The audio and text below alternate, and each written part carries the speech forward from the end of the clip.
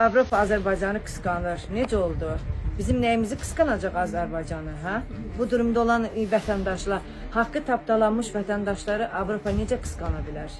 Hə? Avropa hansı, nə əsasda qısqanırlar bu şəraitdə? Axşama qədər televizorda eşidirik ki, Avropa Azərbaycanı qısqanır. Avropa bizim nəyimizi qısqanır? Haqqı tapdalanmış insan vətəndaşları necə qısqana bilər?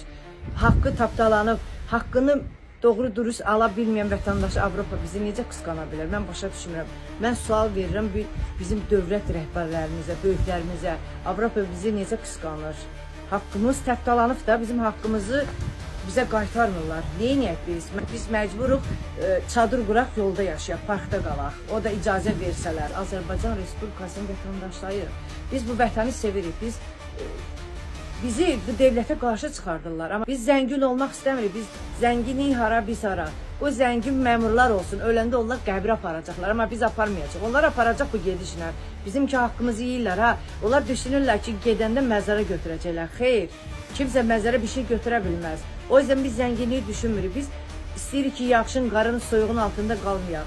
Bir balaca evimiz olsun, gedək evimizdə yaşayaq. Necə yaşayırdıq.